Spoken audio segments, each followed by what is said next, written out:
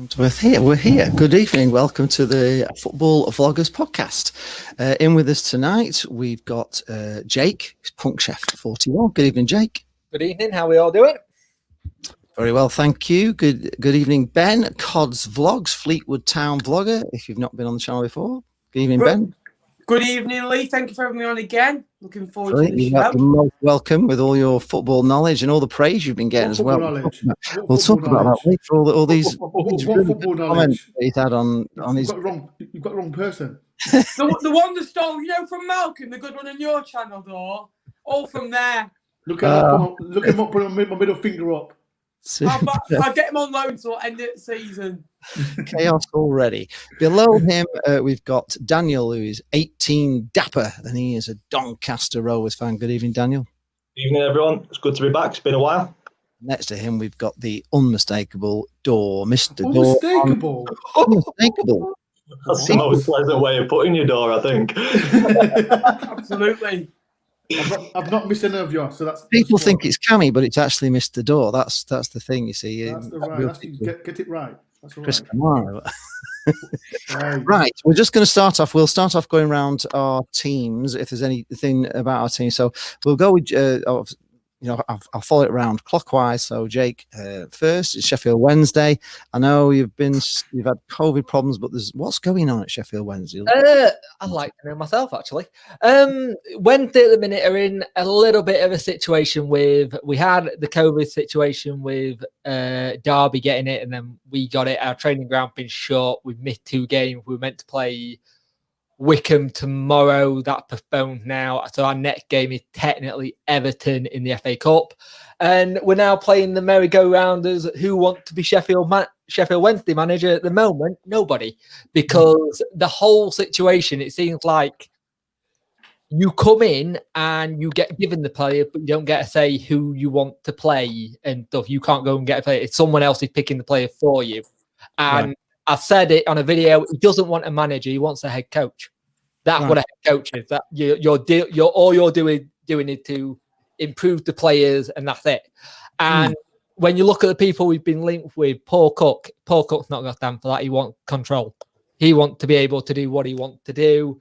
I personally think we may do a derby and just give it to our current caretaker till the end of the season, and then start again in the summer, because he's only giving in people short-term contracts if they come in.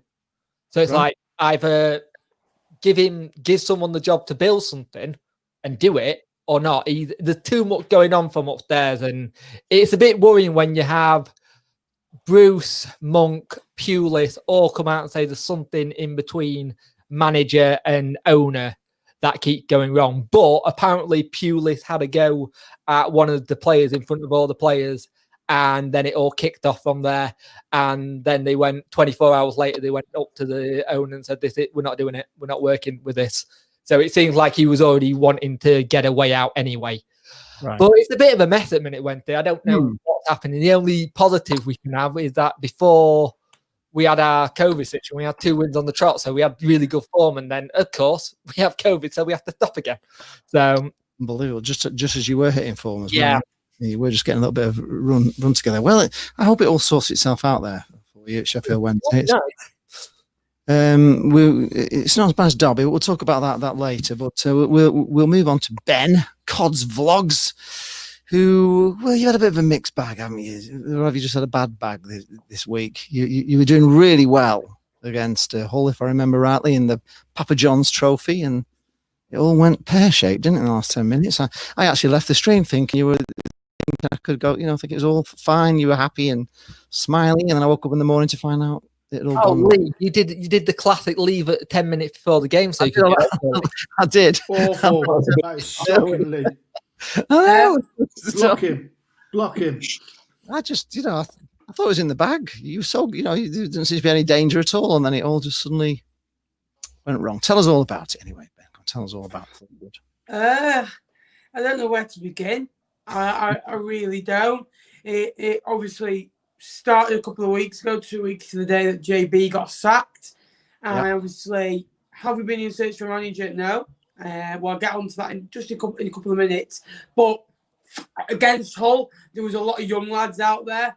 We had a goalkeeper who signed on 3 o'clock on the day due to Alex Cairns going down with the vaccine, or not the virus at the moment, and showing symptoms. Joel Coleman, he's just coming back from an injury, and looked by the left the club thinking, we don't need him. So ringing Joe Hilton on loan from Blackburn, and then a youthful defence. We had one of our wingers at right back again, Wes Burns. And then midfield, we did have a quite an experienced midfield in Coots, Whedon and Camps. And then Morris up front, and Paddy Madden, Shaden Morris was a youngster as well. So the first 70 minutes, we were a breath of fresh air. I thought we were superb. And then a couple of injuries happen. We have to take those players off. Goes downhill from there. We lose 2 sloppy goals in the screamer by Louis Coyle, who left us in the summer. Who would have written that? and then Portsmouth again. First 20, 25 minutes, we were the better side again. Have better chances, have more of the ball. They score, suck a blow. And after that, I thought we often puff. The Cell had a good chance just over the bar, the former Liverpool man. And then second half, had a lot of the ball, didn't do anything, didn't create anything. Portsmouth just sat in, did well, and were resolute. But going on to the manager's situation, Andy Pilley's come out and said there's no rush. We're in a good position. I don't buy that. I really don't. We have 7 points from the playoffs, but we're 8 points from relegation. You could be getting drawn into that at any day. With the amount of games, should Fleetwood be in a relegation battle with that squad? No. Do I think we will be? No. But we're mid-table at this moment in time, and that's probably where it's reflected. But still a lot of points to go, and I think if we do want a shot at getting into the top 6, we need a manager now. But I think it'll be Wildly until the end of the season, and then who knows after that. But it's been a weird one. Andy Pilley's message was interesting, but we've got a new striker at least. But it's weird times at Fleetwood right now. Frustrating. We've got MK Dons and Wigan, 4 points minimum out of them. We've got to beat Wigan. We can't play out we did last time against them. Protect a 1-goal lead for all we've got. And then MK Dons, they have the best passing movements in the game, the best possession. So it'll be a tough game, Lee, and hopefully we can get back to winning ways tomorrow. We've not won in 4, but we've drawn 3 of them. So but no shame in losing to Portsmouth, because in my opinion they'll win the league this year. You weren't, to be honest, you weren't doing all that bad under Joey Barton. I don't think he wasn't with him, man. It wasn't results-based at all. It wasn't results-based at all. Personnel. It was the situation with Ched Evans, which has been the final straw, and a lot of arguments has happened. Budget, we haven't got the budget to be going and signing loads more players. It wasn't results-based. Were we doing okay? Yeah. Were we doing good? No. Were we playing well? No. We weren't creating any chances. We were, defensive, toothless, poor. It was a chore to watch at times. I'll give Joey respect, but we've got to move on. And I don't buy the fact that we can't afford a new manager, because why would we still be paying Joey Barton off? We could have done that at the end of the season and then said goodbye. There's obviously a reason why Pilley's made his mind up, because all his other managerial sackings have been done where I've been in trouble. Alexander got sacked after a few bad defeats, 5-1 away at Gillingham. Rosler got sacked. We'd lost 6 in a row. We'd only won 2 in 17 games. And they were both together, actually, in Oldham and Bury at the time in December 2016. So, 2017. So I don't buy that. I'm interested to see if we get him as soon as possible. And hopefully we get someone in. But Barton did do bad, but it was a Ched Evans situation, in my opinion. Let's see the deal. Nothing results-based. Have you signed Vassell? Yes, we signed Kyle Vassell, who is the... He's a good player. He's a bit injury prone.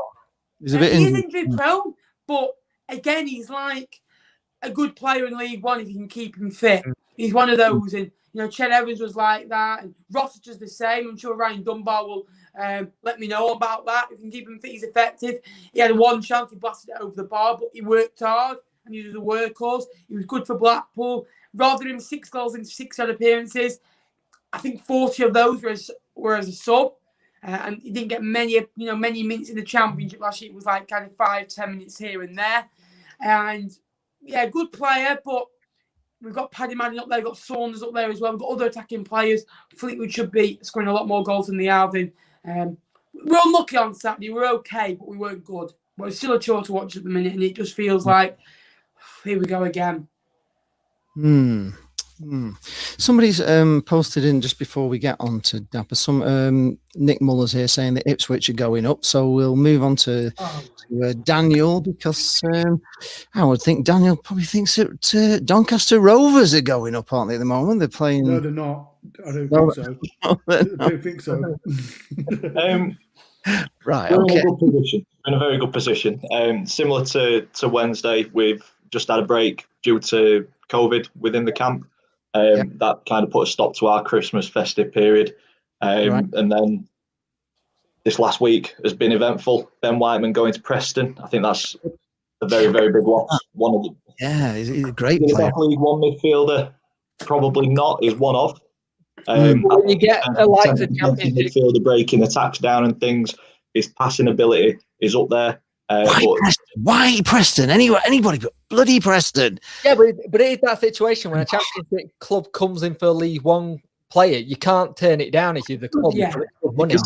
It's an odd one because I think it's a very sideward step for Ben. I think the only person who's benefiting from this move is probably his agent and possibly Ben in terms of his wage, because I'm not sure how much he was on at Donny, but I'm guessing Preston will be able to offer him a considerable amount more than what we can. I think there's more to it than what we know. It said a significant undisclosed fee. I've heard 1.7 banded about. I think we've undersold him at 1.7. 1.7. I'll be honest with you. I said Ben Whiteman the other day in my video. I think he was the best player in League One. Now, the only reason I say that, when I watched him, you can tell he's a good player. I watched him at Doncaster a couple of times. I needed to watch him for 6 minutes. 6 minutes.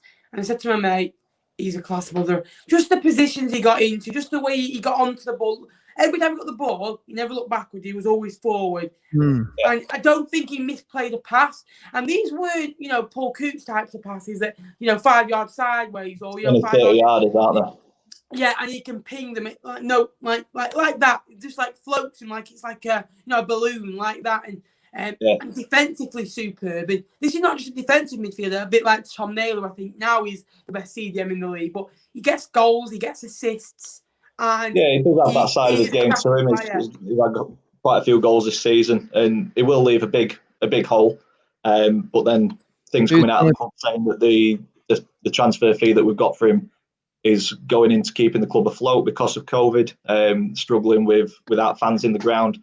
That's got a lot of fans' backs up, which is you're understandable. not bring anybody in to replace him then, Daniel? No. They've not said that they're not bringing anybody in, but they're going to be looking at loans and possibly the free agents, which is understandable for a club our size, but it'd be nice to see some reinvestment into the squad, because at the end of the season, I think we've got 3 players under contract. The rest are either loan or out of contract. So summer's going to be interesting. And as Punk Chef said, before we came on, got live, a natural replacement for him there now, Daniel? Have you got somebody there you would say would fill his, without bringing anybody in? Is there a player that you'd like to see playing in that role at Don?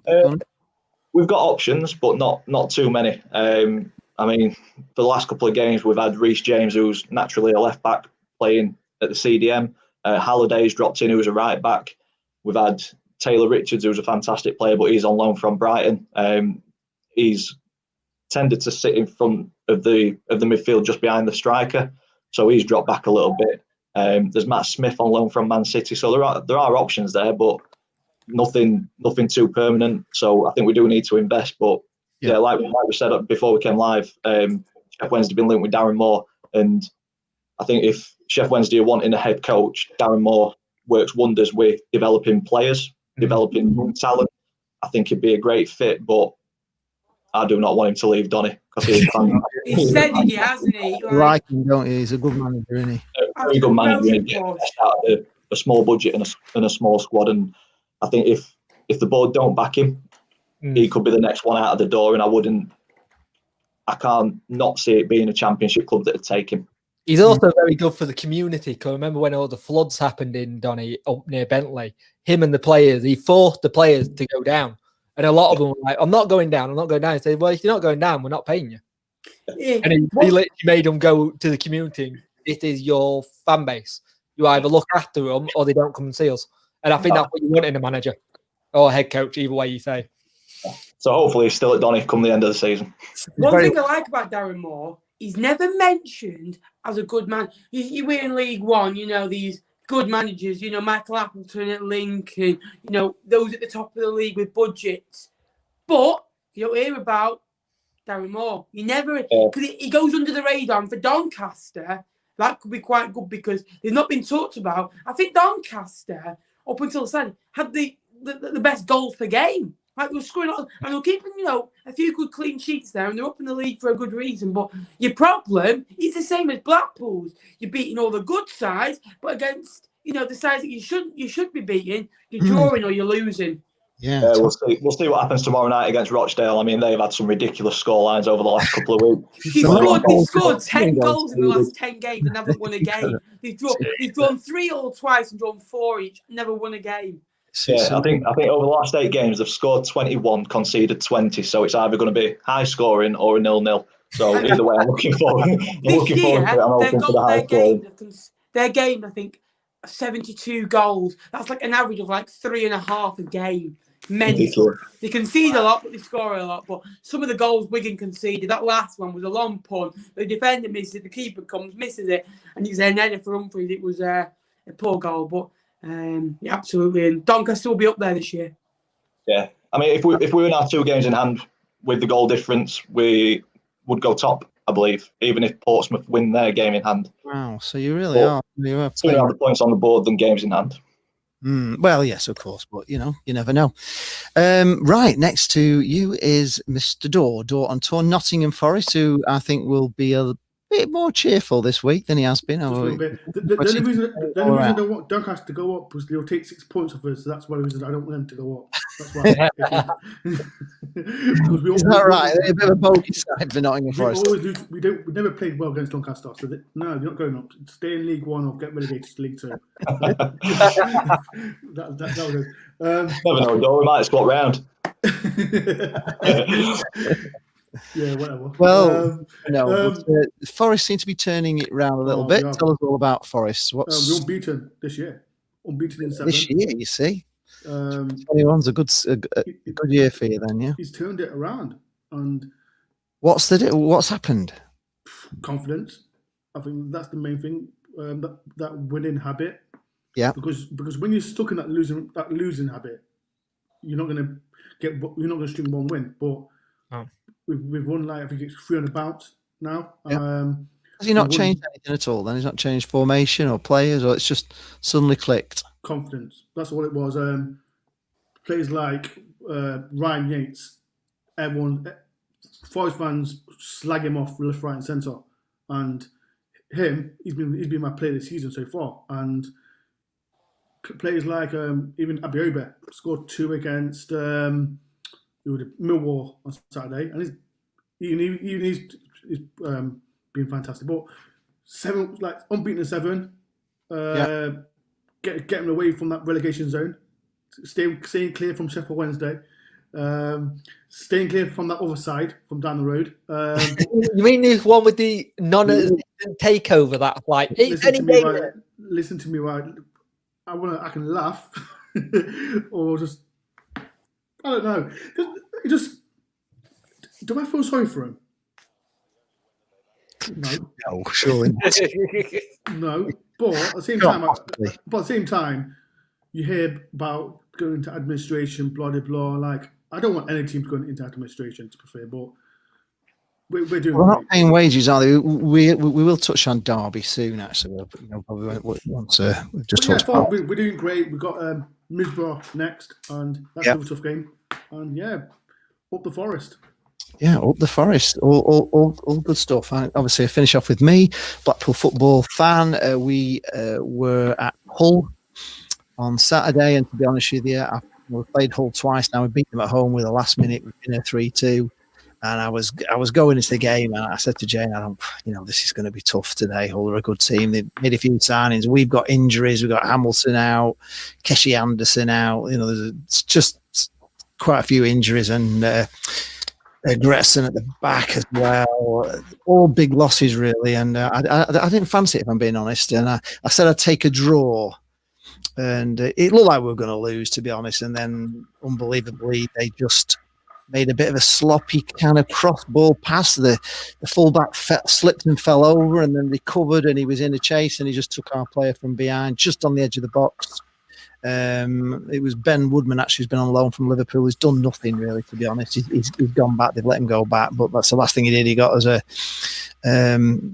man got sent off. It could have been a penalty, but we managed to get an equaliser, and then it was just Hull were just defending for the last 10 minutes, and we just couldn't break it down and get a winner. It was just, really, I'll say it again, Hull have looked one of the better sides I've seen this season. I think Doncaster looked great in the second half against us. They were superb. I didn't think you were very much in the first half, to be honest, but in the second half you were amazing. But Hull have looked very, very good, and I think they're going to be up there and thereabouts, I think, at the end of the season. If they play like that all the time, it's really hard against Hull. There's a few clubs like Accrington Stanley, another one that are just playing really well. They're another one that's hard to win. Don't look forward to playing them. I'm not sure about Ipswich. Poor, they're a poor side. Whatever anyone says, they are. Every good side, I've said it since day one. Every good side they play, they've lost to. End of discussion. Any good side that play Ipswich, you'll get a result. And before Ipswich beat us 1-0, I'm not classing us as a good side in that bracket. But I don't know how Blackpool can be, Portsmouth, Peterborough, Fleetwood, Hull, but then lose to Shrewsbury and Bristol Rovers. I think that must be frustrating, and obviously. Well, Frederick Abrams here, actually, third lowest goal scorer, and he said, it is. It's unbelievable.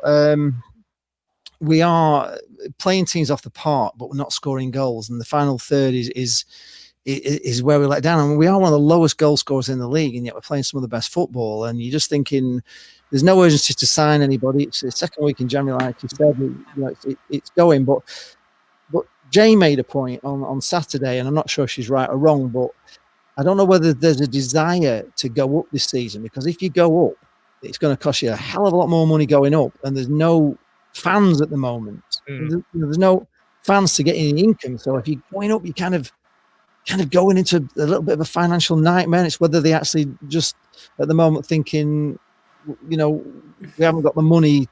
If we go up, we're going to be coming straight down again, because they don't really like shelling out loads of money on big, more expensive players. I disagree with that. I don't know if you guys did know. as well, because I think there's always, you've got to go up. You got a chance, go up. Doesn't matter. 10 million you win. From winning the playoffs, you win about £10 million. So if you want, also you've got no wage cap if you go up. You've got no wage cap. You've got £10 million. You've got TV money. Is it 10 million per club in the championship? 10 million. No. You get 10 million for going up, winning the playoffs. That's like you might not go in up in the playoffs. You might just be automatic. But you'll get more if you go automatic. So you'll get 12 million or 50.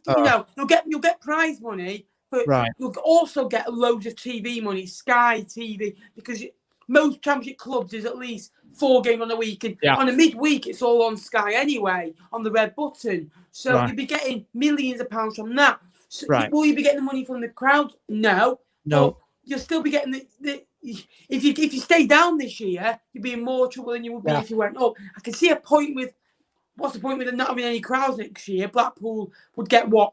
12, 13,000 again. And if you think about last year it was teams going down into League One lost 7 million. Well, that's going to be a lot more this year, considering what's going on with the pandemic and everything. It's going to be a lot more than 7 million you lose if you go out the championship now. I'll put her in a place then tonight. No, I can see a point with kind of the fans, but I'm glad I put it out there, because I've now got all the arguments to stack up against.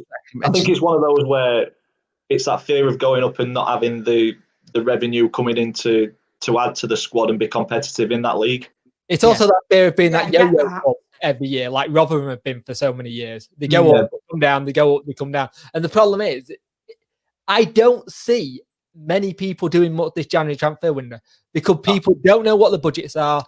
People don't know what even loan players. I think there's a lot of Premiership clubs that don't want to loan players out because they might need them due to COVID. Yeah. You've got the biggest. There's a sudden breakout.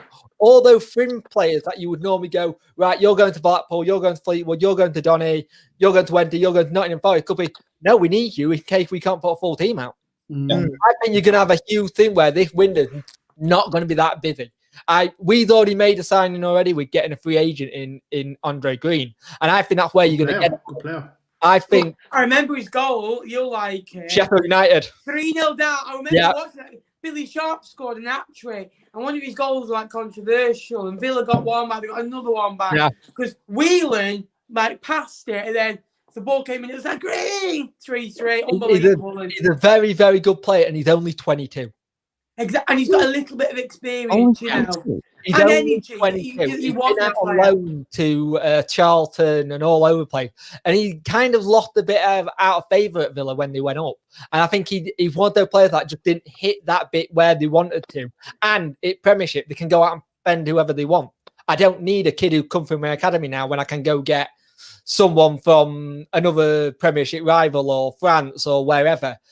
We were meant to sign him in the summer, and it didn't happen due to COVID and everything. So basically, Paul Cook basically said, "You want to be able to manage a team. You want to do all the managing." Basically, what I said earlier. He basically gone in. He's applied for it. He's had. There's no talk gone on after that. He's applied for the job 3 times now, and this time he applied for it, he got spoken to, he's not heard anything since. And he kind of basically went, look, good luck to them, they're a great club. I hope they get a really good manager. But like you said, if you're going to go in as management, you want full control. You want to pick your players, you want to do this. And what it sounds like we've got a recruitment section that look for the players and look for the weak spots. And then when you're the manager, you get told you're having this player, that player, and that player.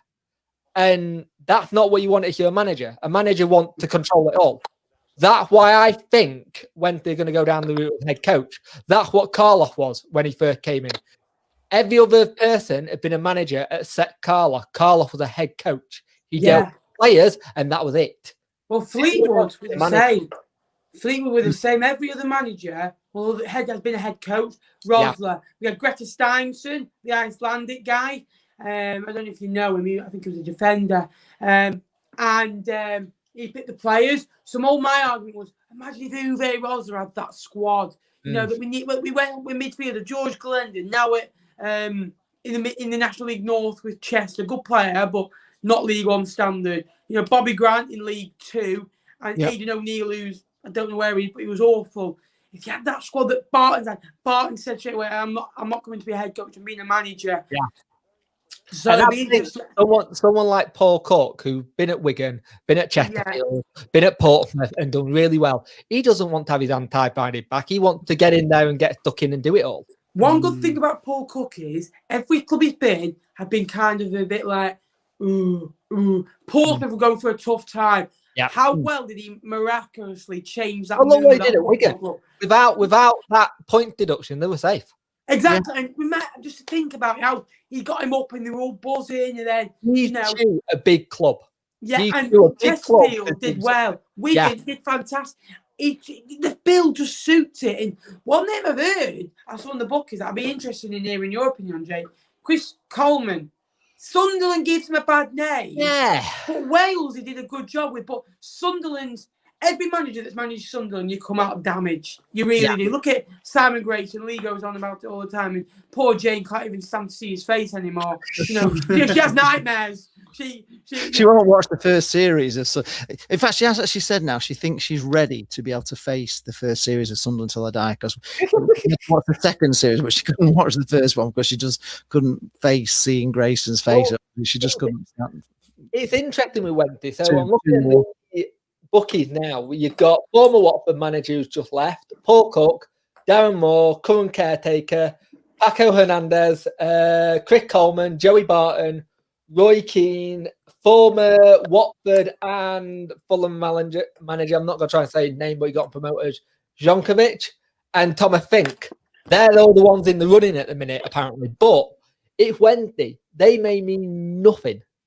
And I have a funny feeling he's going to take his time with it because he's been burnt now by Steve Bruce when he went off to Newcastle and now Tony Pulis. I think he's getting to the point where I don't think he trusts an English manager. Right. If that makes sense. But the other thing you've got is smiles from Daniel down there. But the other thing you've got, when you hire a new manager now, they've got to get a work permit. They can't just come in because we're in Brexit. So if you haven't managed in, say, a band 1 to band 3 team and you haven't got the right international pedigree, you do not get a work permit. You have to go to a tribunal and then you have to pay to get your manager. And then you can also then fail that. And then you're back to square one looking for a new manager. Just get them to float over in a raft from France and just come in. Everybody else does. Well, if they end up at Blackpool, can you send them across to Sheffield? But it's interesting at the minute because apparently we've now got another advisor advising our chairman. I think that's like 2 now. And the first one's still there. And he's still taking his instructions and what he wants to do. It's like, I've got this thing. I love him for what he put into the club, giving us that belief. It's his money. And I keep telling people get going, it's my club. He's ruining my club. You don't own it. We're just fans. It's his. If you want it to be my club, get a club fan base together, get the money together and buy him out. But he ain't going to be cheap. He put 350 million into this club. Yeah, it's incredible. And he's only been here 5 years. 350 million. And it just shows you, doesn't it? Money doesn't always just buy. Put it this way. In the summer, our top record signing in Jordan Rose will be a free agent. And our second highest signing, Adam Reach, will be a free agent. Bloody hell. We've made how much million. How much were they? Jordan Rose was shy of 10 million. And Adam Reach was 5 plus add-on to Middlesbrough, which went up to about 6.5. It's done nothing, has he, Jordan Rose? It's just been. He's a fantastic player. He's a great player. It just didn't work at Wednesday, and I think it's one of these things. We get players who are meant to be this really good player, and we ruin them, and then they'll go out to someone else, and then bang. That's like Forest. That's like bang an hat-trick against you. That's like Forest. They come like a big time player will come to Forest. They come and they play awful. Then they I still haven't forgiven Forest for wrecking Matty Fryatt. Matty Fryatt for us was fantastic. Listen to me, that was not Forest's fault. That was his fault, man. Why was it his fault? Why? Because no, it wasn't his fault. I'm joking. Basically, we had the worst training grounds, and all the time Forest players was getting injured after injury after injury. And what was its injury? It was a cruciate. Yeah, it was a cruciate injury. And injuries. Then basically. We didn't hear him for like 2 years. We didn't hear him for 2 years, and then he retired. And then about 6 months later, he sued Forest. He won as well, didn't he? Yeah, and he won as well. So he was good at Leicester, wasn't he, Mike? Was he at Leicester? I think he was at Leicester. No. You know what? He was good at Leicester. And when we had him alone, and he was fantastic for us. We just couldn't afford him at the time. We couldn't pay for him because when we didn't have the big money. Stuart Pearce signed him, and the first 2 months. It was him and Brett as Ambalonga. Fantastic partnership, and then he got injured, and it went downhill from there. But what went wrong with Stuart Pearce? His tenure at Forest, because you'd have loved him now, wouldn't you? Hero. Personally, a fantastic player for Nottingham Forest, without doubt. But as a manager, not for me. Not for me. He's not a manager. I didn't want him because you just ruin his reputation. But nah, not for me. I was going to as the next thing we can either briefly discuss Derby, but it's the FA Cup. It's the FA Cup. Do you want to do Derby first or the FA Cup? Because let someone else talk about Derby. I'll sit here like this. I'll discuss it. We'll have 5 minutes on Derby. So I get my popcorn. We've been hearing since early December, I think, maybe even early November. Early November, yes, that Derby are going to become the richest club in the land with the richest owners. We had Sharkey from Newcastle telling us that these people are messers and they've been in Newcastle, they've been here, they've been there, and it's not going to happen.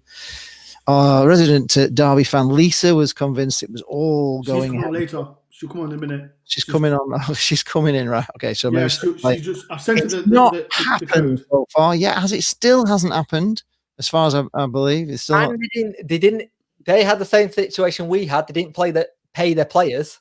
Yeah, they're not paying the players now, are Nope, they? they're not paying the players. So they're going to be. No, Sure, yeah, does that not yeah, mean they're going to get? They're being paid now.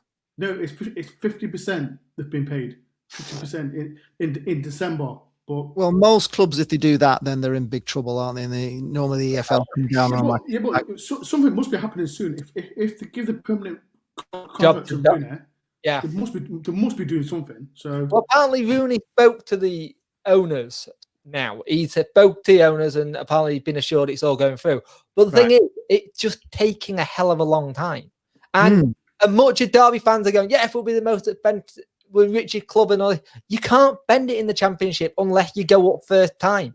If you don't go up first time, you're stuck with financial fair play. What we did. This is what I don't that's the problem. You've got the same problem there. You've got an owner that's put too much money in, and he's been. And he wants to put more money in, but he now can't. He can't because of financial fair play. Yeah. And this is the thing. If you want to do it, you have to now go up from the Championship in a kind of Sheffield United way. Build it. Get League One players, get League Two players. And it pains me to say this, but they built it in such a good way that it wasn't an expensive team. And the problem I think Sheffield United have got, they've gone and spent 60 million last transfer window. And that's not what they do. No. Sheffield United don't buy lots of big players. Why have they done that? Anyway, I think they just got that thing, they had the money, so they went for it. I think sometimes you have to have that sort of underdog mentality in that Premier League when you are an underdog and forget all the superstars and just have a team that plays as a team and battles as a team. You know, a bit like Blackpool did when they were there. You know, they didn't spend any money borrowing players and all the rest of it, but there was a team spirit. And I think sometimes when you get these players on big waves, they come for big money and the prima donnas, and it kind of upsets the whole balance of everything because you've got players not on that kind of money. And Sheffield United have been found out. They don't have a plan B. No. I said it. You know what? The thing about Sheffield United, last season. The thing about Sheffield United, right? Last season's game against Villa, that's what effed them up. That's what that's what messed up their season from last season. What happened? The Aston Villa game. Oh, the Aston Villa goal that was this season. No, that's last season. That was last season. That was the first game of the restart in June. Yeah. Oh, yeah. The fans in Sheffield United have made a huge difference because that's what gave them that energy, and that's what made having no fans there probably killed them a lot. Is it quite? God, it's a long time since I've been to Sheffield. Is it still as loud and? Oh yeah, brilliant. You're quite hostile, Bramall Lane. Yeah, it's hostile, isn't it? It's a very hostile ground. I like this. To be fair, Sheffield United last year when they were in the Premiership got the most direct for antisocial disorders last season. They were a bit. It's kind of a bit old school, isn't it? It's a bit. Yeah, it is a bit. But I think Wilder being a fan encourages it. Yes. And this is the thing. They will not sack Wilder. The only way Wilder goes, he walks. Right. I like Wilder. I like Wilder. I'm a Sheffield Wednesday fan, and I like Wilder. I like how he gets teams set up. But the thing is, he won't walk away. The only way he walks away from that club, he's a bit like Neil Warnock. Warnock walked away when he thought he couldn't do no more. And Gurney's saying the same thing in comments. I don't think a lack of supporters is good for Sheffield United. Yes, all teams have to put up with the same, but they've built a fortress at Sheffield United, and they are suffering. Yeah, we agree with you there, Gurney. No fans is a bit of a leveler, isn't it? Yeah. It's even worse when you've got like that crappy stadium noise as you're watching it. I always turn that off. I love listening to players and referees. It's funny when you hear a referee shout at a player going, "Oi, numbers fucking you, get over here." And it's like, well, the TV thing, we do apologise for the language. I hate it when they do that. I want referees. I don't really knows it's football. If he's watching it, knows, I want I want love to to do see them mic'd up all the time, like rugby. Yeah, I want them to be mic'd up. That's what I want to do. All it needs is a disclaimer at the very beginning. There may be some foul and abusive language if you don't like it. When Manchester United played, and apparently Rooney went up to the referee and he was effing and blinded him, and he just went, Wayne, he went, what's that? It's a microphone. Why is the fucking microphone on you? I'm mic'd up. So someone can fucking hear me.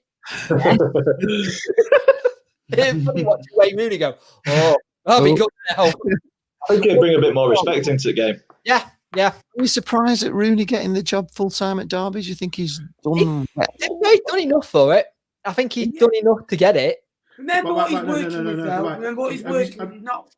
He's working with an inherited bunch that the short on firepower, and in administration can't pay players. He's been very honest since arriving at the football club. Also, Derby fans want. So I hope he keeps them up. I really do. I think it was the right choice, but let's see. They've got the kind of the background of appointing your managers and it doing well. Look how Lampard did. Yeah, I'm going to say they're trying to see if they can get that Lampard effect again. Because he can get good loanees as well from United and Everton, etc. I heard yesterday because who was it? Phil Jones and Jesse Lingard might be going to Man U because of the connection with Rooney. But I thought, no, that's not good. Lingard will be good in Championship. He's already been at Derby. He's been once before, hasn't he? Yeah, he's been at Derby already.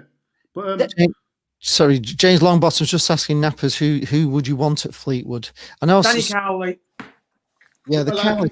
Cowley would be a good shout. The thing about Cowley, but I think when he was at Huddersfield, he's a mardy arse. He's a good manager. I rate him, but he's mardy. Like when Forest played Huddersfield, and Forest was the ones that we hated about playing the Cowleys with Huddersfield, they're always shouting and screaming at the referees, and everything. And the moment. So Gary Monk started doing it. The moment we started doing it, referee was like, "You need to calm it down," and then we calmed it down. They carried on. It's like can't win. Aye, yeah. He had 33% win record there with a struggling Huddersfield team. Kept them up, to be fair. Inherited them in the bottom three, and did well at Lincoln as well as Concord Rangers. Be a good shout. I don't know who now. I really don't. He'd be a good fit for. You've got the same thing as me, Nappy. Well, because Fleetwood is a very attractive club. I don't care what anyone says. The training ground is one of the best in League One. It's an £8 million state-of-the-art facility. You've got a good chairman. You've got a fairly good budget. One of the best in League One. You've got a good team. Good to work with. You'll get a good contract. You get a good wage. It's a good job, and I can see why over 20 managers have applied. Wow. That's very good. Have you applied, Nappers? Is he sad at seeing? Have you applied? Haven't we? I can't say just yet, but your agent's working. Request a bet, and you might just win some money. Okay, I'll do it tomorrow then. Just a question to Daniel saying from Jacobs Poshvlog saying, are you sad about Whiteman leaving, and do you reckon that's dented your promotion chances? We have touched on it, haven't we? But do you think it will have affected? We touched on it at the start of the stream. Gutted to see him go. One of the best, if not the best, midfielder in League One. I think there's a number of very good League One midfielders, and Ben Whiteman was definitely one of those. Leaves a massive hole. I don't fully understand the rationale behind letting him go for a significant undisclosed fee. 2.5 years left on his deal. Captain. You had 2 years left.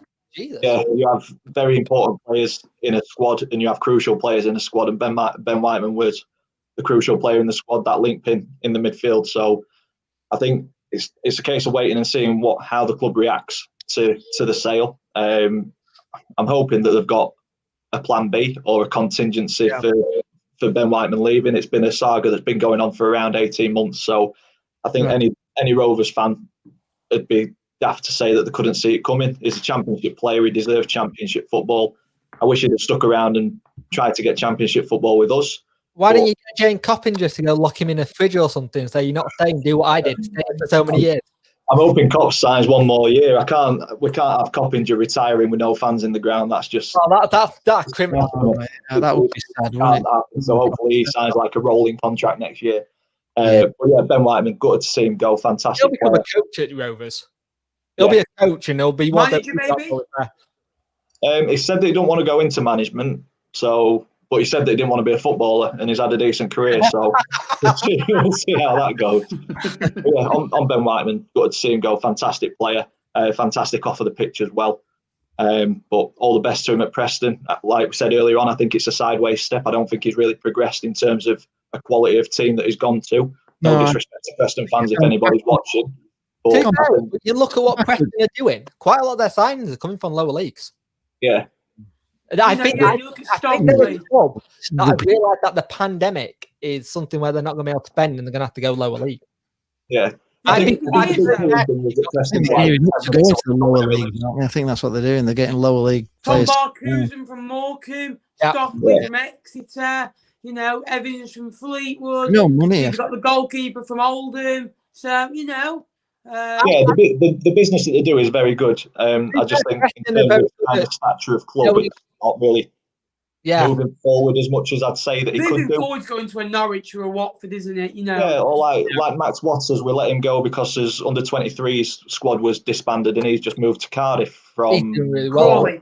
Yeah. So that's an opportunity missed by us, but... It's the time we live in, isn't it? For Ben Whiteman, I hope we have, because I think he's £10 million player in the future at some point. I hope you do. Luke Jeffcott says Plymouth is linked with Forest. Do you know anything about this? Door, mate. If you get him, he's an absolute bagsman. I think he scored 14 goals this year, and he's contributed to 60% of their goals. Yeah. Good young player. He scored 20 goals in 35 appearances for them. Come through their youth academy. But Lyle Taylor was the same at Charlton, and look what Forest had done. To be fair, if he went to Forest, he'll go from 20 goals a season to 4 goals a season. Yeah, well, that's my point. Was earlier on. When a top player from other club comes to Forest, they don't do well, play rubbish, get rid of him, go to other club, and they do fantastic. It's like Wednesday and Forest are that middle ground that you don't want to be there, so you'll just stay there for a little bit. It's limbo. It's like, I don't really want to be in Sheffield or Nottingham, but I'll go here instead. Yeah.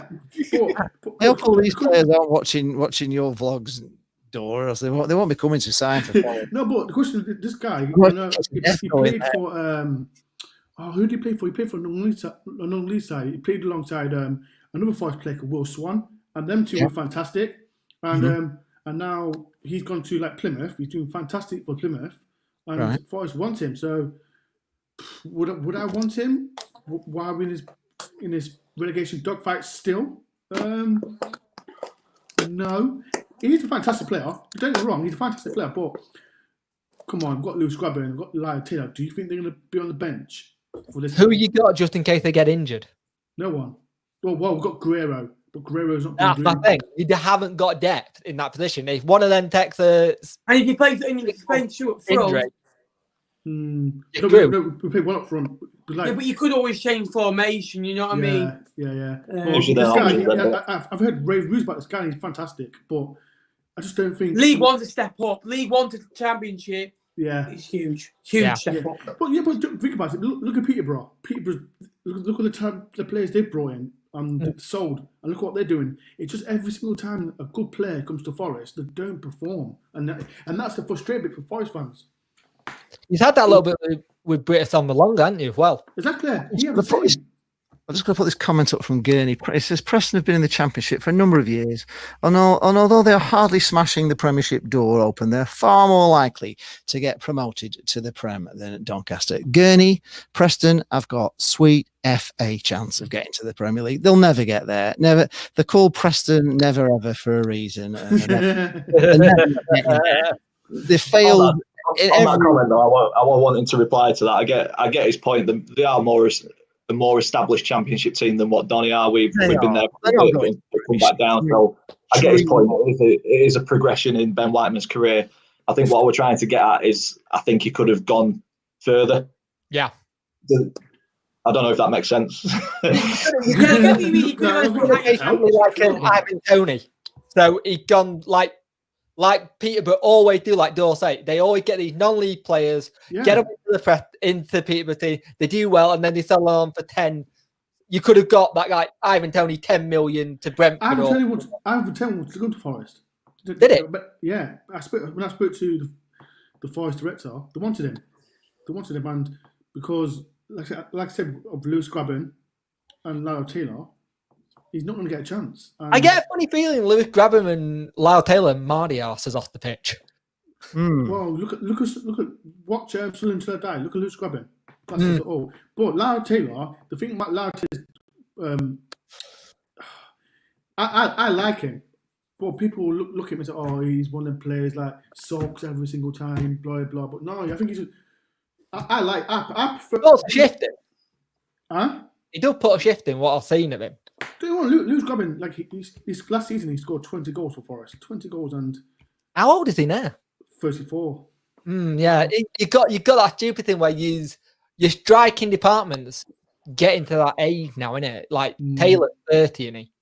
Or 29. Yeah, so you get to that point where you're running out of like. I think next season you're going to see you go after some proper decent strikers. No, we're not. Because you don't have any depth. We're not. Trust me. Coppage just turned 40 today. They've got 10 years in them. They're fine. That's an unbelievable. Wait. Even James Coppage. Really is. Listen. Even James Coppage, he came to Forest. He was fantastic for Doncaster, and then he come to Forest. He was fantastic. He didn't do nothing for Forest. Then he goes back to Doncaster and look at him playing great. Well, more evidence. The common denominator here, though, is Forest. Oh, what? The common problem here is Forest.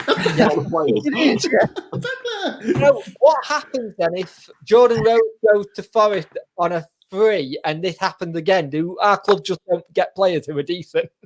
Listen, I'll take Jordan Rhodes. If he plays like the way he did again with I think it was Huddersfield. Yeah. I'll take him. But I like him. Right, we shall move on to the FA Cup because I think most of us have got. We're not excluding Ben in this, obviously, but we've most got FA Cup action this weekend. I'll go and join back in 5 minutes. You have an opinion on it, whatever. So I'm out in November, lads. I'm gone. Napper, go sort out your contract negotiation with Fleetwood. So we're talking about FA Cup, then let us know how Arsenal get on in 5, yeah? got a decent draw, didn't you? I'll be back in a minute. We've got Everton on Sunday. Everton, right? Okay. I can't remember we got after that. I think it's another Premiership team as well after Everton. Because they did the whole kind of thing of they did the 4th and the 5th rounds together. So if I'm honest, it's at Goodison, and it would have been nice to have that one ticked off my bucket list because I think it's a lovely little ground. Not big. I want to go there. It would have been nice to knock it off, but do I think we're going to get anything against Carlo Ancelotti's Everton? No. Do I think we could get banked? Yes. Do I really care about the FA Cup? No. Who was the team you would get in the next round if you do get through? Who's the team now? Just to put you under pressure. I thought this thing doing the two together is a bit like Bullseye, where it's look what you could have won. You know what I mean? It's like bloody nightmare. I wasn't too keen on it really. I'm pretty sure it was another. I think it's Man City. No, that's Forest.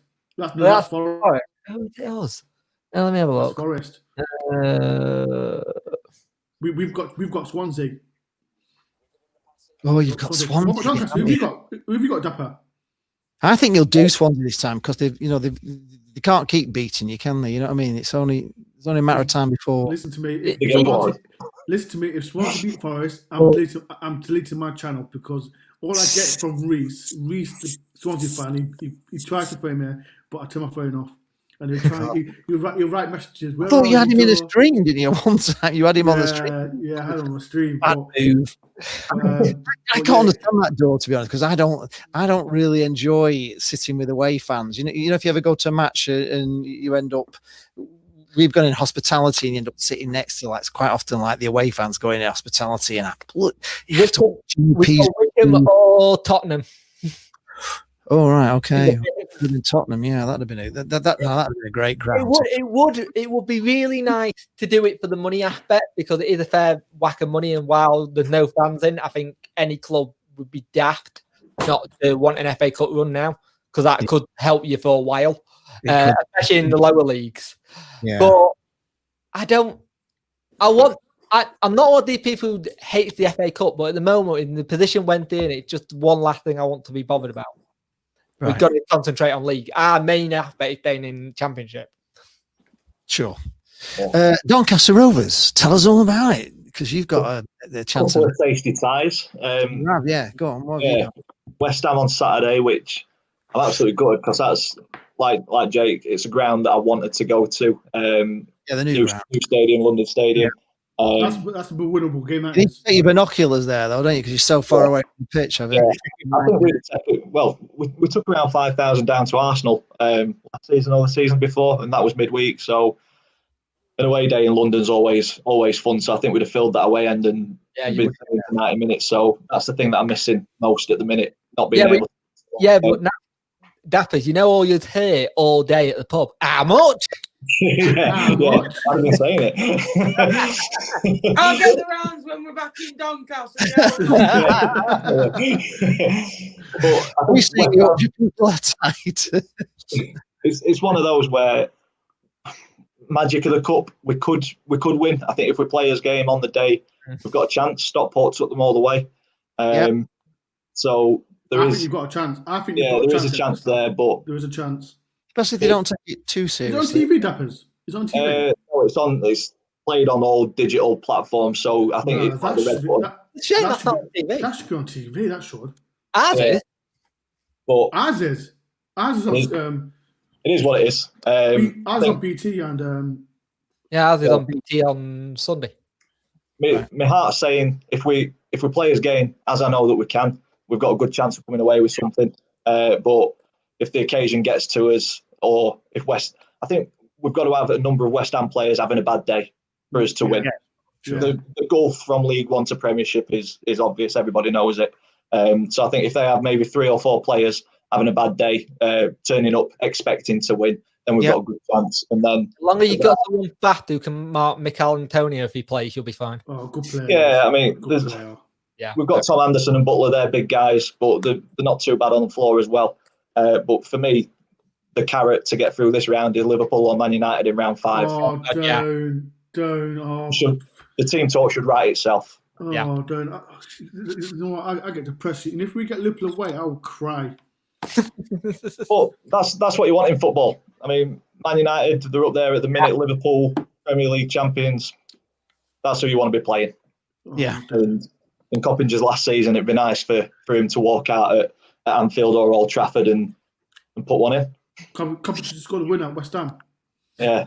He's injured at the minute. I don't think he'll be available for Saturday. So there you go. We need to get through so that he gets that one last FA Cup game. Yeah, true. Yeah, it would be fantastic, wouldn't it? Amazing. Dor, so who you got? Swansea, you just said before. We've got Swansea, so it's me against Reese. If no one saw Reese's FA Cup thing, it was mad because I was at work and he was watching the draw and I've never seen him shout, "We've got Dor! We've got Dor!" Again! I was like, bloody hell. So you went bad at work. Yeah, so if we do beat Swansea, then we've got that team called Man City. Wow, that's another. That's a tough draw. Is that home or away? Home or away? If we beat Swansea, if Man City beat Cheltenham, if Man City beat Cheltenham, yes, we have Man City at home, but. We'll beat Swans anyway. I know the beat is in the league, but we'll beat him in the FA Cup. It's fine. We've already beat them at their ground, so it'll be fine. Right, great. We the draw wasn't too kind to Blackpool, if I'm being honest. We've got Brighton away this Saturday, which some say is winnable. It's winnable. It is because they're not bang on form, are they, Brighton? So there's a chance there. But at the end of the day, just as Daniel was saying before, there's such a gulf between Premier League and our league that we've got to be really good on our day, and they've just got to have a bit of an off day or not take it too seriously and put some kids in. You don't know what's more important to them, do you? Because and again, a side like Brighton, if they can get a cut run, it could be a good thing for them to like get a trophy. It could, yes. It's they've got that, haven't they? But do they are they more concentrating on staying in the Premier League? There's so much money there, isn't there? To get relegated is a thing. So you don't know. But if we do get past them, then we've got Leicester. Really, basically Leicester is the next one, and that's away as well. And honestly, if we're playing Leicester, I don't know. I'm dreaming to. We got a replay against the Leicester cup a few years ago. Took them all the way. You got what? Sorry, Ben. Sorry. We got Leicester a couple of years ago. We took them to the replay, and it was actually the first time VAR was used in England as a goal. Kelechi Iheanacho. That's a trivia.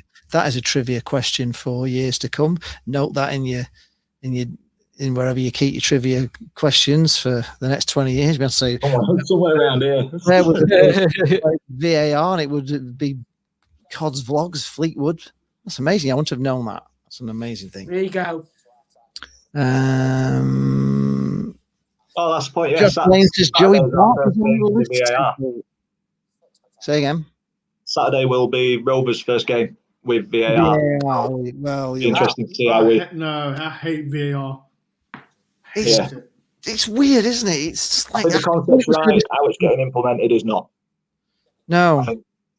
But why can't they fix it? Because obviously they must know. It's a little bit like you have the technology and you can fix it if you want to do. Whereas like referees and linesmen, you can't fix that because it's like human error or what. It's human error, isn't it? But they've got this technology that's supposed to get it right, and it doesn't get it right. But surely they can fix it to make it right. But what doesn't help is that the handball rule, I can't remember when it's been changed like 200 times. They keep changing the rules every year, and it used to be like 1 or 2 new rules. That was it. Now the referees are getting like pages and pages. This is your new rules. This is the rule for this. Look at how many times to change the offside rule now. Yeah, like it can be your little pinky finger that's offside on VAR. You're offside. It's like you're not going to use that to do anything. So why is it getting counted? I don't understand that because the human eye can't see that anyway. So a linesman would not be able to see a little finger over the line. You just to the human eye you can't see that. So why is it so strict with VAR? Why? I think they make it a lot harder on the referees now. And I'm one for saying how bad the officiating in the Championship is at time, but if you're a referee and each year you've got a whole new booklet for the rules kind of thing, and you have to relearn everything and again that you had to do the following year, it's like, are you wanting them to referee the game or show that your system works? It can't be both. I mean, I always thought that, talking about handball, that if it was ball to hand, we live with that all, as I was a kid, my dad say always, my dad would say, it was ball to hand now, it's not handball. And I always thought that was fair. It always seemed fair. If the player's like 2 foot away and they just hit one like a rocket at him and he can, just turns to get out of the way of it, hits him on the elbow or something. Like the ones I don't get is where they got the hand behind the back. It hits them behind the back and it's out the way, and then it given the penalty because he's handballed it. It wasn't on purpose. No, it's crazy. I don't understand. Oh, good save. Luke hit the nail on the head with that comment saying that it's a rules, not VAR. I think VAR as a system would work. We just need the rules in place. It worked in the World Cup. It worked brilliantly in the World Cup. Yeah, because the rules were simple, mate, weren't they? Very, very simple, and everybody knew what they were doing. And that's the thing. Every game now, it's stop-start. Oh, we'll have to check for this. It's like it turned into a little bit like American football. American football very much is you don't get it over the line. You have to get the chains out. You stop. And the problem is, the reason it's like that in American football to a little bit is that they can put so many adverts in between. So that's how they make all the money. Plus, it is a start game anyway, isn't it? But when they've got like the thing where they're waiting for, like, say they go to the booth for a touchdown decision, they'll go, we'll be back after these adverts. They get the money in, they get the adverts in. Yeah, sure. Gurney's saying that's the whole point, is it not, Lee? Question to me is, was he saying that I'm not quite sure your point there. was I saying that the VAR is just too complicated. The rules are too complicated. The changing of the rules are complicated. That's kind of what I was saying. And handball, this has been messing about with it and all the rest of it. If it's simple, it'll work. If you keep changing it, you're going to get people confused. No, yeah. It is ruining the game. Nick Moore says maybe it's living in Nottingham that makes them go downhill. Dora, can you defend us on that? Block him.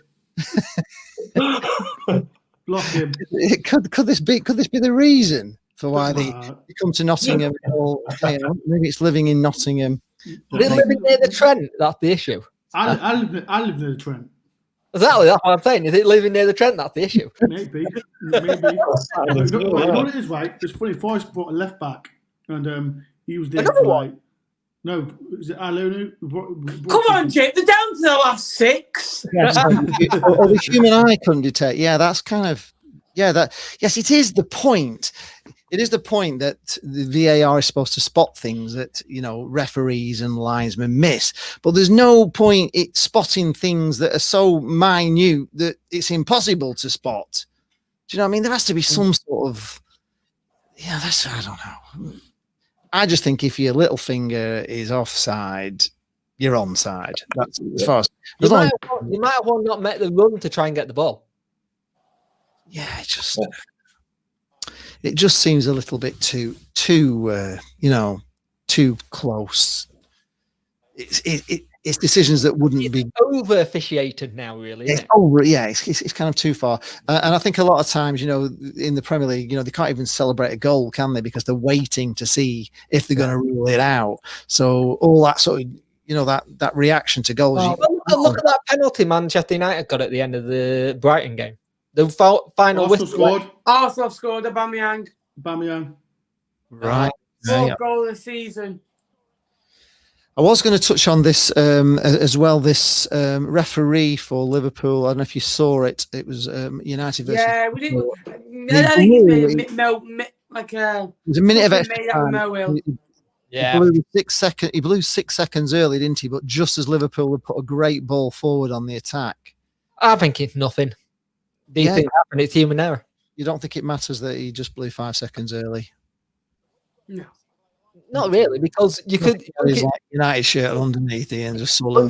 But then you can say the same thing. Why did Man United get a penalty right at the end of the game against Brighton? The full whistle went. Surely, for me, then if the full whistle, the final whistle goes, that game. Not wait again and there's a penalty that got seen during the last little bits, and then they go up and go and get the winner. Yeah. You know what I mean? It's again, it goes back to that whole situation, doesn't it? And people are saying, aren't they, it's supposed to be for clear and obvious errors. And these things where they're doing it on just a fingernail is not a clear and obvious error, is it? I mean, we all know, we've all seen it, haven't we, a million times. A player's like 2 yards offside and he goes on and scores. And you think if VAR had got that, they'd have pulled it back because he was miles offside. And then it's weird as well. You go to a game that's we're not very often on TV anymore, but when you are on TV, you go to a game, you think, God, that player was miles offside, or you think that wasn't a foul, referee. You scream at the referee, and then you watch the replay. You go home and watch what you've taped. You think, oh my God, yeah, it didn't look a foul to me, but Jesus, he nearly broke his legs there. Or God, yeah, he was onside. So sometimes you don't always see it right. As a fan, you're screaming at linesmen and referees for decisions, and sometimes they are right and you're wrong. I have known that in the past where I've been screaming at a ref and then seeing it back and thought, oh, I was wrong there. Sorry, ref. I'm giving him daggers all the way through. Right. I don't know. We're past 9 o'clock. We normally take a phone in. Do you want to take a do a couple? Do a couple, then we'll go. Yeah. Do a couple. Have we covered all of the things we were going to? I think we have, haven't we? Yeah, we have. I know the Neville into Miami, but not really big news, really, is it? Nah. The Celtics thing, they were a bit stupid with going to Dubai. Shouldn't have really gone. Their own stupid faults, and the whole kind of Neville going to America to go be part of David Beckham's new franchise. It just makes scratching each other's back, innit? Yeah. I mean, I think it's a nice life out there in America. And I think, the football has really taken off in America, but I think there's not the pressures out there that there is in the English game. Has taken off, but it hasn't. It kind of gone a bit downhill because you haven't seen a big star over there in a while, because you had Zlatan, you had Beckham. I think they're waiting for that next big person to go over. Because I don't think Rooney lit it up as much as he thought it was gonna. No, thing is there. What's his name? Who? Argentina striker. He used to play for Chelsea. Higuain. Yeah, he's there. I know Kaká's still there, isn't he? No, Higuain's there. He plays for Inter Miami. Ah, right. Yeah, he's already there. I'll show We've you. got our first caller in. We know Luke's okay. Hey, Luke. Good evening, Luke. Evening. Evening. What do you want, Luke? Go away. Evening. Luke out. Don't be like that, Dor. Luke, Come on, Luke. You'll have something for us tonight. What have you got for us? Yes, my question tonight is, if you could sign one player this window, who would it be and why? Sodding player or a manager. All right then, Jake, you can change the who do you want as your manager. You already said no, I want Paul Cook. So either way. Who do you want? Go on, Dappers. You go first, Dappers. You go on. Sign You go on, one Dappers. One player. from anywhere. Just like I'm not sure in terms of names of players. Realistic. a really. We've been linked with Batty from Hull City. Not too sure on him. I've heard kind of mixed reviews on him, but it would fill that gap that Ben Whiteman's left. I think I'd like to see a striker come in. So there's somebody who's a potential goal scorer, because we've got John Jules on loan, but he pulled his hamstring, getting monitored at the minute. So just a permanent replacement for John Jules or Ben Whiteman. But in terms of names, I'm not too sure who we could go in for with our budget, to be honest. I'd like to go for Johnson Clark Harris at Peterborough. I think he could do a real good job in Championship. What about the other one? He's ready for that. What do you say? What about the other one? Dembele. He's good. Yeah. I'll go for Lewis Gibson. He's currently on loan at Reading, not getting a game time. Was on loan last year.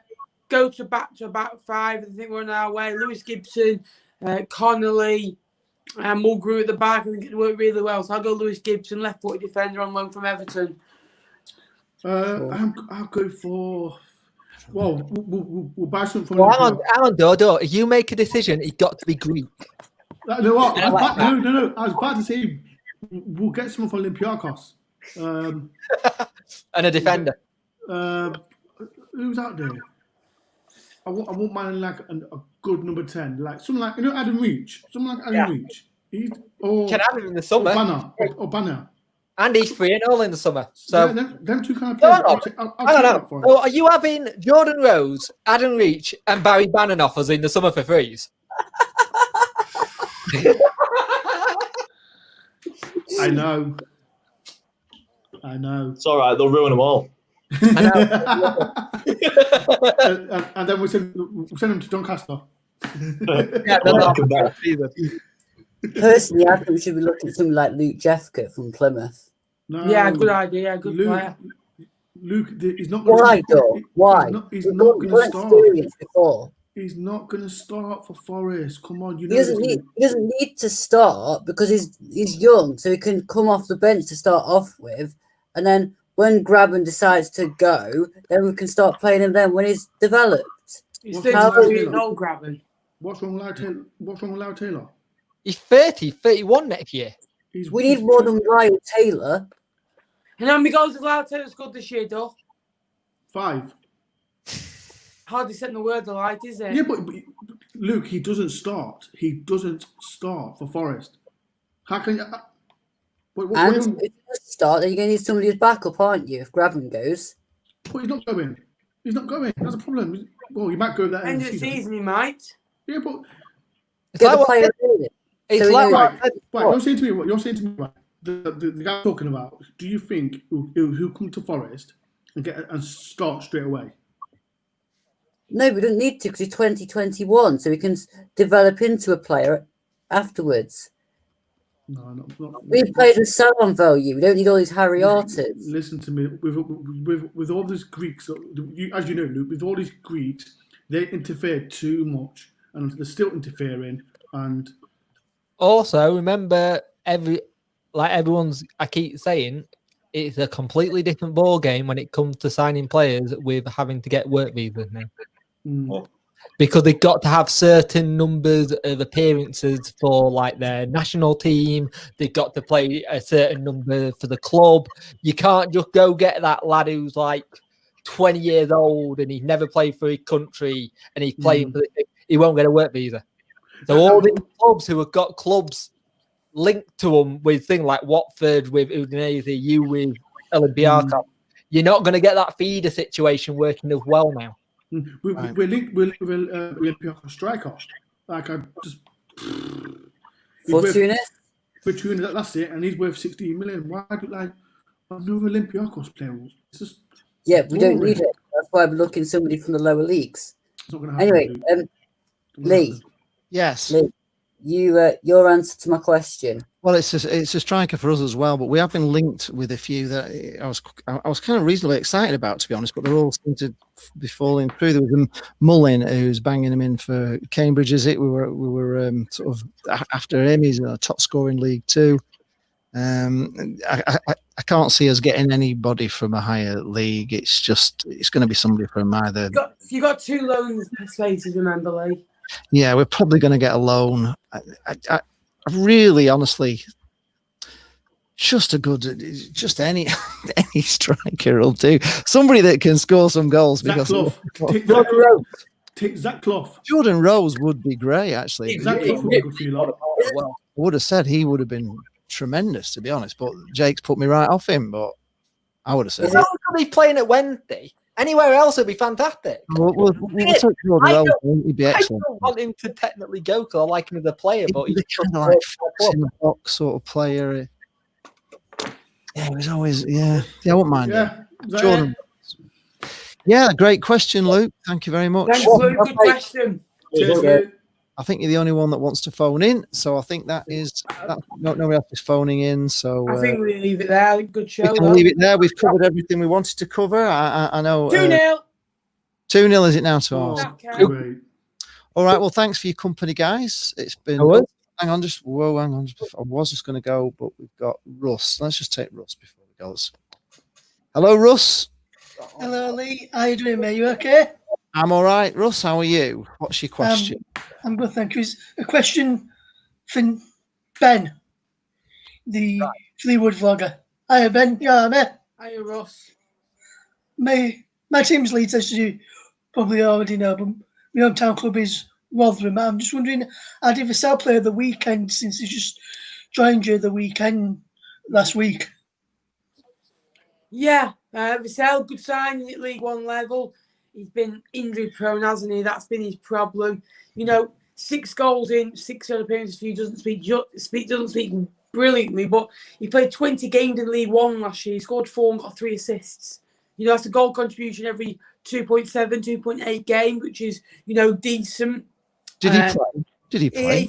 He played full 90. So he worked hard, got a couple of chances, should do better. But I think with him and Madden, there's a partnership linking up there, and hopefully it will come. But good player. I'm glad we got him on loan.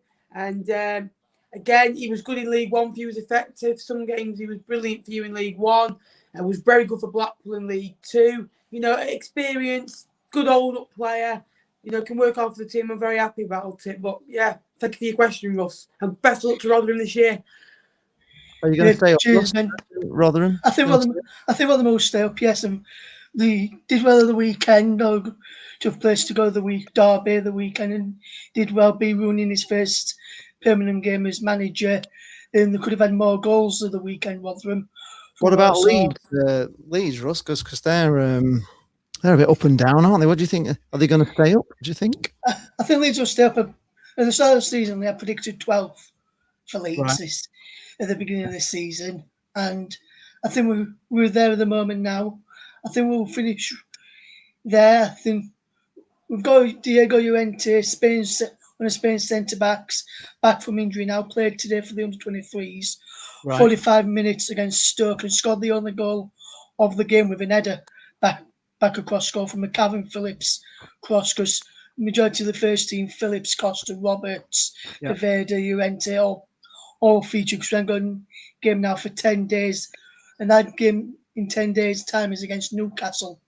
So Easy I think win. majority of those will probably feature in that game.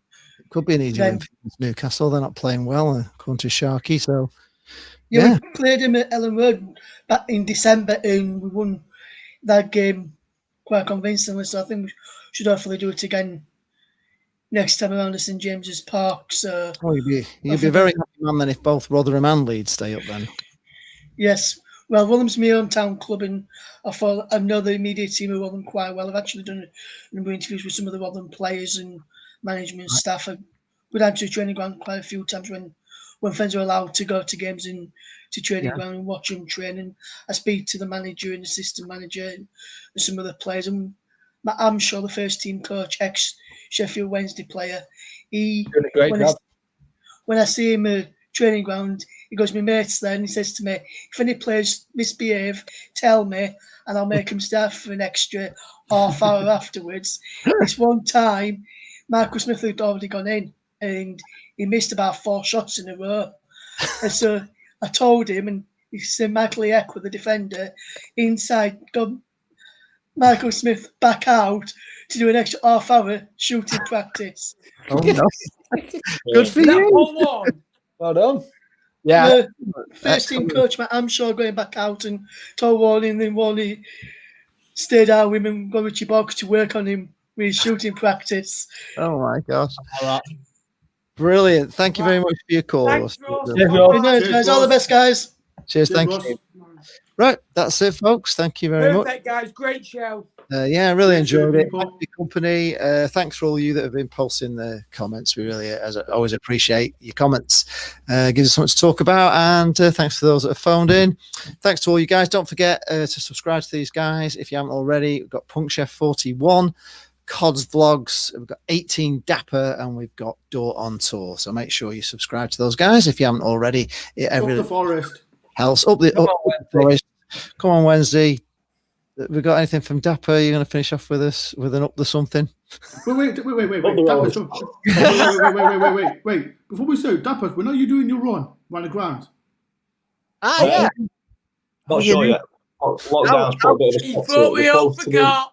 Dappers, you thought we forgot Dappers. You think you forgot? We're almost at the £750 mark. So go to my Twitter, have a look. The link's all on there. I did a mistimed tweet. Now I'm running around the keep milk naked. So if you've not heard that before on this stream, go to my Twitter and you'll see all the link and stuff on there. Donate if you can. It's to a fantastic charity. You're not dodging that, Dapper. You're not dodging But it that. will happen. But lockdown's put a stop to it at the minute. Yeah. He's not gonna do it, and I'm probably gonna try and go down to Donning. At least it's going to be warmer. Put it that way. You don't even know it's too cold, do you? I'll be jumping in the lakeside afterwards.